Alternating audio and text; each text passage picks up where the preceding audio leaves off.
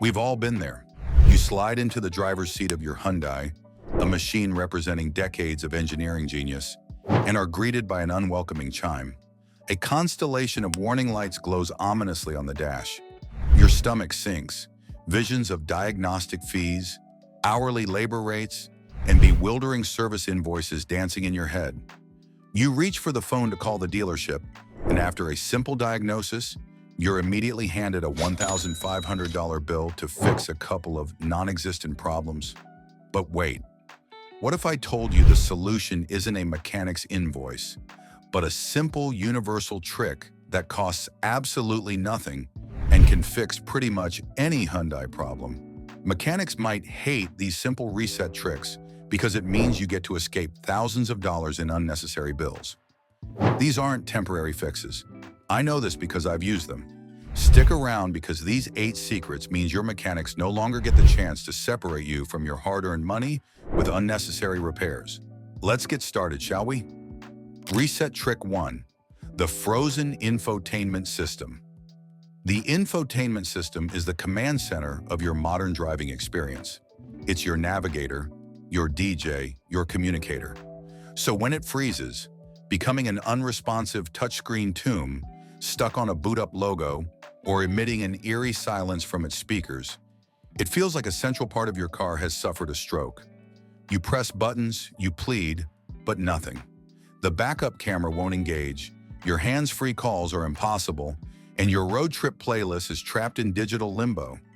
The instinct is to assume the $2,000 head unit is dead, and your mechanics will charge you an arm and a leg. Well, it's just stuck, and you don't need them. These systems, running operating systems like Android Automotive or proprietary software, are mini computers. They manage multiple processes simultaneously: Bluetooth stacks, GPS data parsing, audio decoding, touch input. A memory leak in one process or a failed update installation can cause the entire system to hang. Simply turning the car off and on provides only a soft reset, as many modules enter a low-power sleep mode, retaining their corrupted state. They need a full power cycle, and I've got just the fix. You see, a 15 to 30-minute battery disconnect is the equivalent of not just restarting, but pulling the plug from the wall and holding down the power button. It ensures every capacitor in the infotainment unit's power supply is drained to zero. This forces a cold boot the next time power is applied. All temporary files are purged, and the system is forced to load its core software fresh from its non-volatile memory. When you reconnect and turn your Hyundai on again, watch as the screen performs its full, factory-style boot sequence, something you may not have seen since the car was new. The Hyundai logo will appear, and the system will initialize. Your radio presets will be gone, but the functionality will be restored.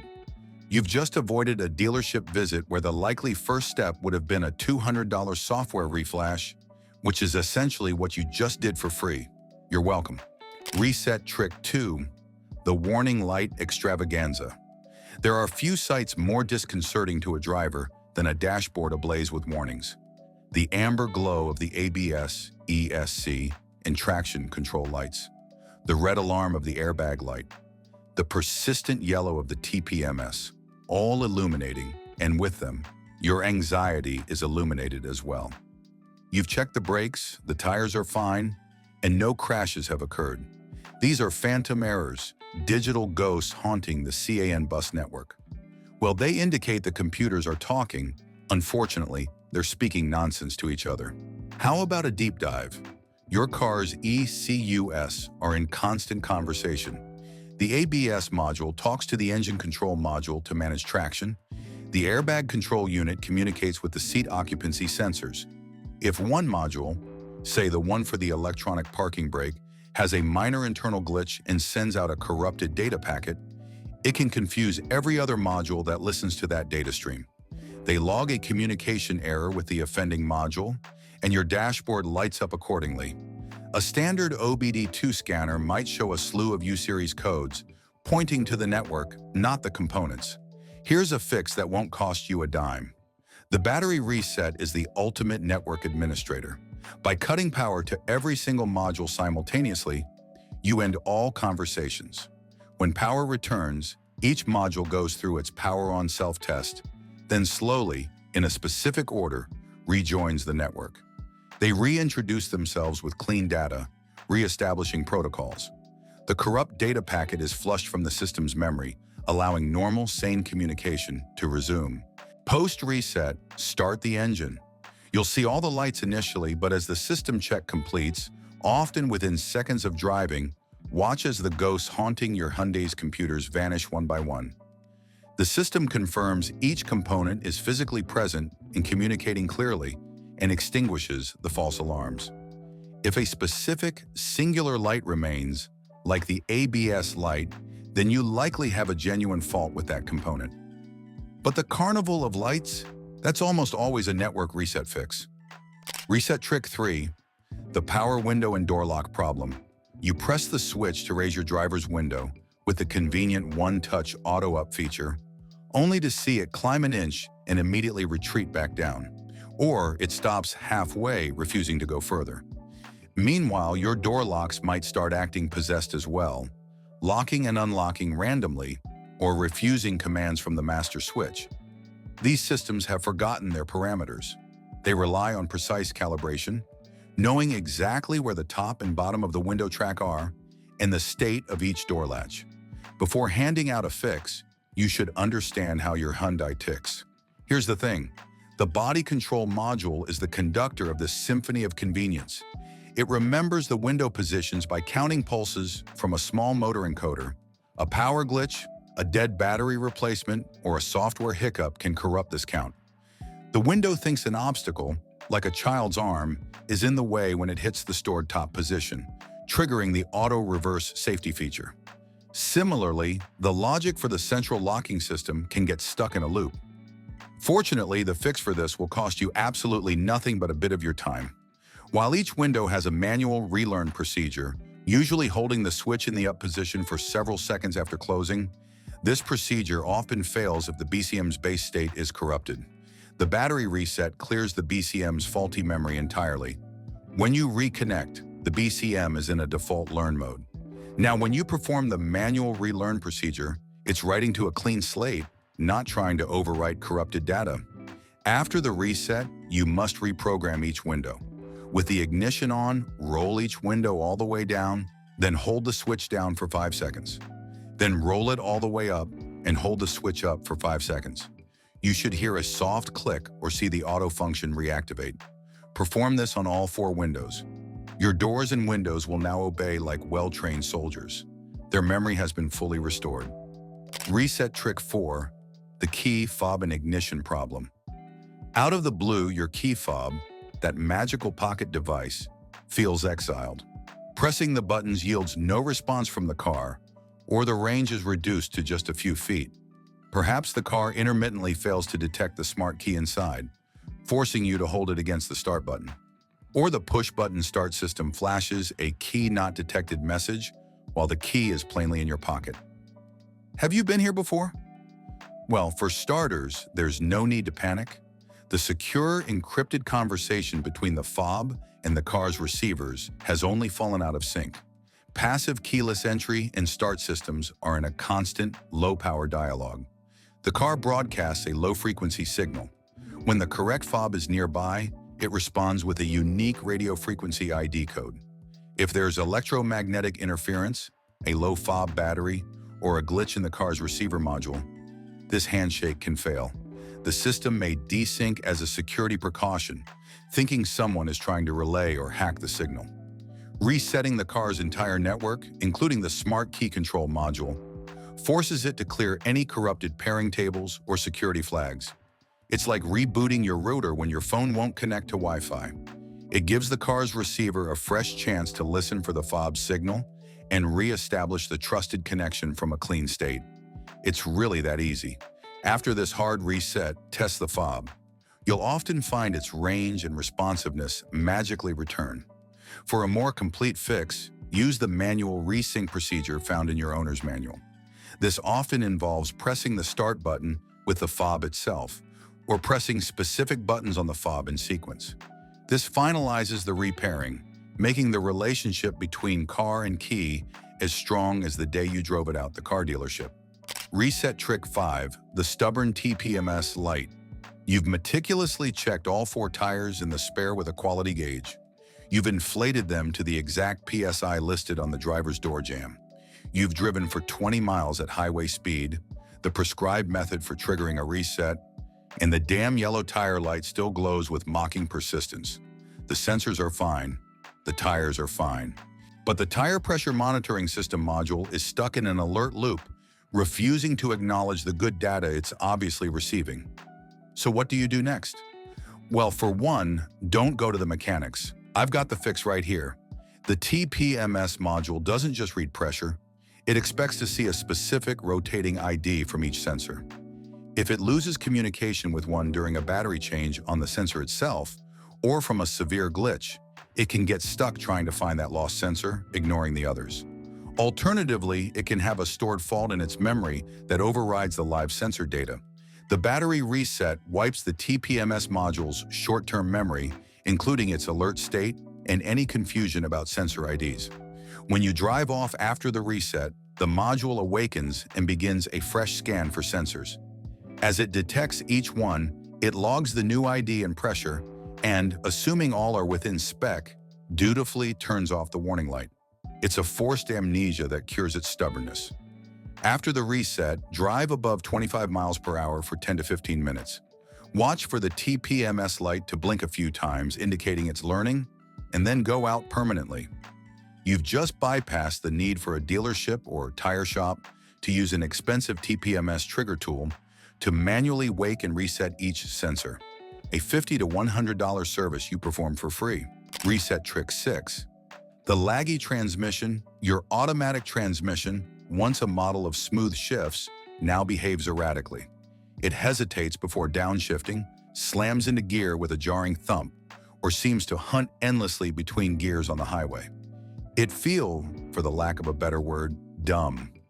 Before you panic about clutches, solenoids, and 5-figure rebuilds, consider this.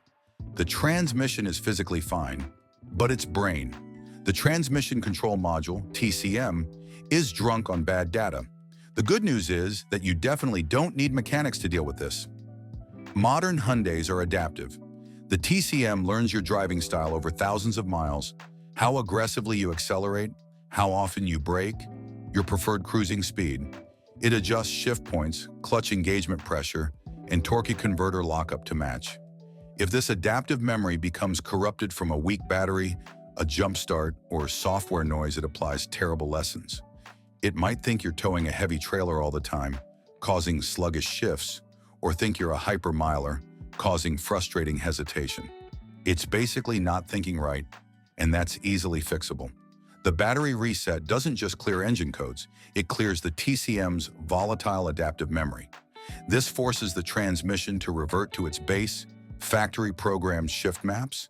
These maps are neutral, safe, and designed for a wide range of conditions. When you drive after the reset, the TCM starts its learning process from zero, observing your actual driving style and building a new, clean adaptation table. After the reset, expect shifts to feel firmer and more deliberate for the first few miles. This is normal.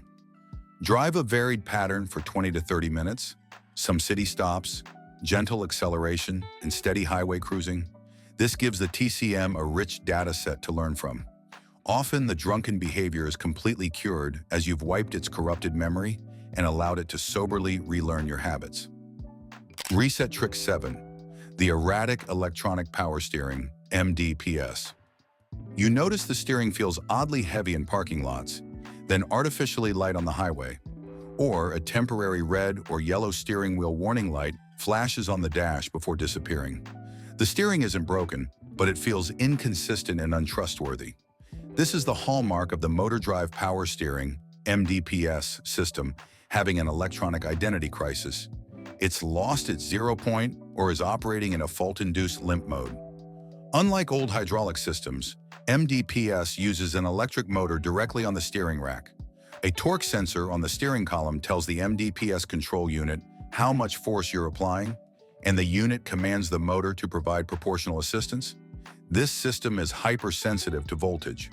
A momentary drop or spike can cause the control unit to lose its calibration for center or to think there's a sensor fault, defaulting to a high assist or low assist failsafe mode. It's all just one big misunderstanding.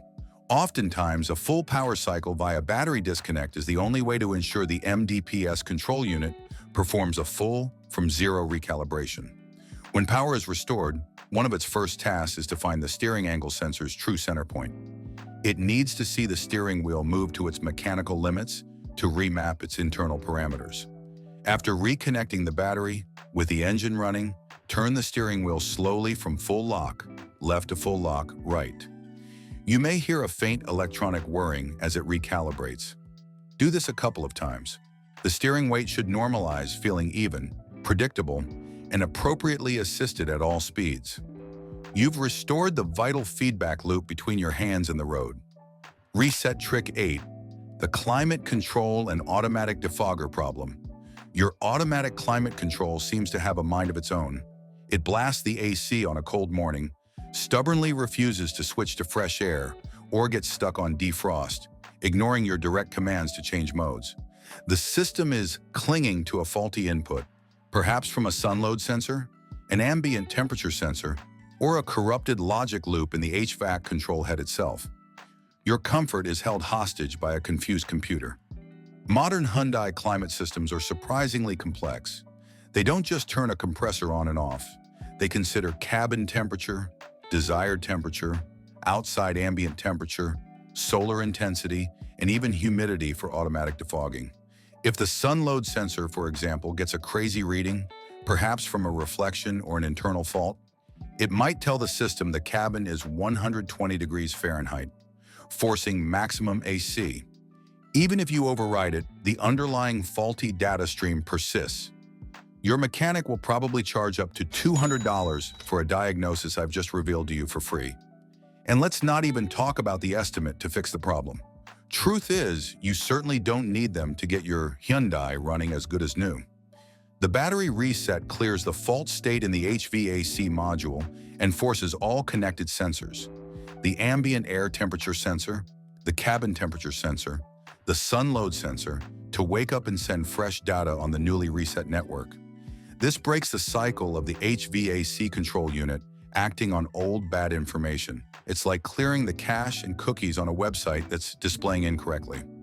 After the reset, you may need to reprogram your desired temperatures, but you'll find the system now obeys your inputs correctly. The automatic functions will work as intended, responding logically to real-world conditions instead of phantom data. Your cabin comfort is back under your command, not the whims of a glitchy algorithm. The reset tricks are more than just hacks. They are a fundamental principle of troubleshooting in the digital age. It represents the power of understanding that your car is a network, and networks sometimes need a restart.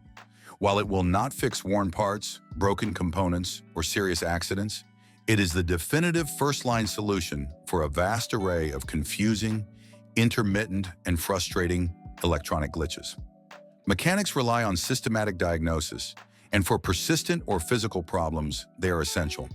But for the electronic demons that appear out of the blue, you now hold the exorcism rights in your hands. A 10mm wrench and about 30 minutes of time should do. Use this power wisely. Document what warnings were present before the reset.